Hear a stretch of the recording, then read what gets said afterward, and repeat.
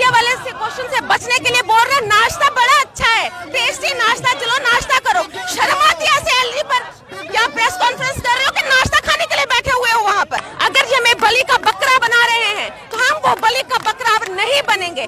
ये जो बाहर से उठकर आ गए यूपी से, पता नहीं इनको कश्मीर के सिचुएशन का ही पता नहीं है, चेयर पे बैठ के कोई भी ऑर्डर निकाल देते हैं। एलजी साहब के बयान के तुरंत बाद ये टीआरएफ का लेटर आता है। इतने काबिल हो भाई, आपकी एडमिनिस्ट्रेशन इतनी काबिल है तो ये ढूंढ क्यों नहीं पा रहे हो? मैं 14 साल से कश्मीर में जॉब कर रही हूँ एज ए फीमेल, किसी ने आंख उठाकर मेरी तरफ नहीं देखा। 370 के बाद फिर हम तो मतलब कहना चाहेंगे 370 का टूटना हमारे लिए अच्छी बात नहीं है। अगर हमें ये सैलरी ऐसे नहीं दे रहे, वोट भी नहीं मिलेगा, हमारे घरों तक ये नहीं आ सकते वोट मांगने। 7 महीने से हमारा ये केस रिप्रेजेंट कर रहे थे। अगर इनको लगता है ये इस काबिल नहीं थे, ये हमारा केस अच्छे से रिप्रेजेंट कर पाते तो वकील बनकर क्यों आए थे? और आज क्यों चुप है? जब एलजी साहब ने ऐसा बयान दिया, बहुत ही गैर जिम्मेदाराना बयान है। इतनी बड़ी पोस्ट पर बैठकर ऐसे व्यक्ति को ऐसी लैंग्वेज इस्तेमाल करना, वो टीआरएफ वाले तो इनको सुन रहे थे, ये तो सीधे हमें कह रहे हैं कि हम टीआरएफ वालों तैयार हो जाओ, हम निवाला भेज रहे हैं आपको। ये वो वाली इनकी लैंग्वेज है। ये कह रहे हैं एलजी साहब का बयान जो था कि 31 अगस्त तक की सैलरी हमने दी, इनको वापस नहीं देंगे। पहला क्वेश्चन जो आपका कि इन्होंने यहाँ पे हम बोल रहे सैलरी नहीं मिलेगी, काम नहीं कर रहे। हम तो पहले दिन से कह रहे हैं जम्मू में हमारी काम लीजिए। हम यहाँ पे घर नहीं बैठे हुए, एंजॉय नहीं कर रहे, हम प्रोटेस्ट पर बैठे हुए हैं। हम सर पे कफन बांध कर यहाँ प्रोटेस्ट कर रहे हैं। अगर इनको 31 अगस्त तक की सैलरी बंद कर ली, उसके बाद ये दिसंबर में सोए हुए बोल रहे हैं, बीच के 3 महीने कहाँ गए?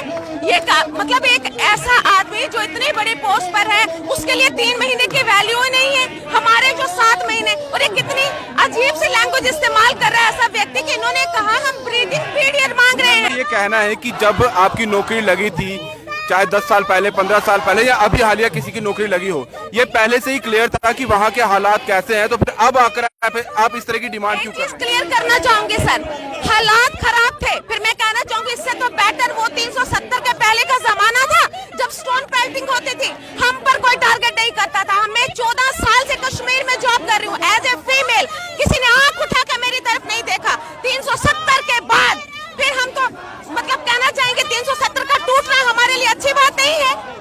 मतलब जब हमने जॉब की वहाँ हालात खराब थे, कर्फ्यू हुआ करता था, लेकिन ऐसे माइनॉरिटी को चुनकर नहीं मारा जाता था।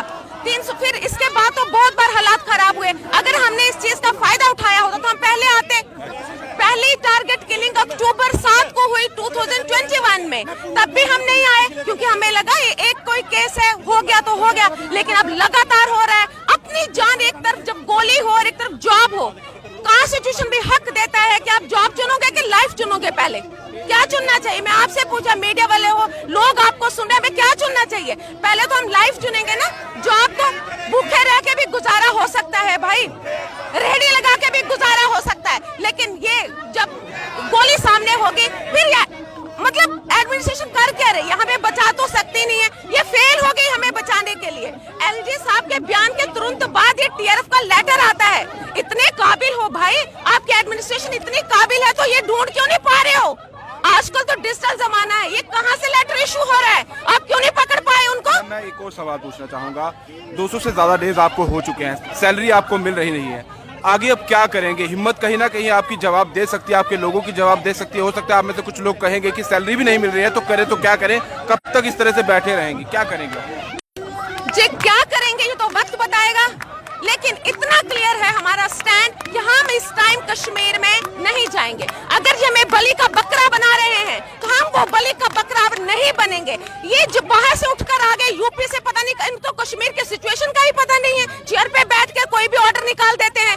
मुझे तो शर्म आती है ऐसे, मतलब मैं इतनी एजुकेटेड होने के बाद ऐसी लैंग्वेज का इस्तेमाल कर रही हूँ। एलजी साहब प्रेस कॉन्फ्रेंस कर रहे हैं, मीडिया वाले से क्वेश्चन से बचने के लिए बोल रहे हैं नाश्ता बड़ा अच्छा है, टेस्टी नाश्ता, चलो नाश्ता करो। शर्म आती है ऐसे एलजी पर क्या प्रेस कॉन्फ्रेंस कर रहे हो कि नाश्ता खाने के लिए बैठे हुए हो वहाँ पर? आप डरते हो मीडिया वालों से? आप दो उनके आंसर, क्वेश्चंस के आंसर अच्छे से, आप तो भागते हो मीडिया वालों से। जब आपको जरूरत पड़ी प्रेस कॉन्फ्रेंस कर ली और सारे क्वेश्चन खा लिए आपने। जो भी कोई क्वेश्चन हमारे रिलेटेड पूछा जाता है उसको ये टाल देते हैं। जवाब दीजिए ना, 1 साल में आपकी एडमिशन कर क्या रही है?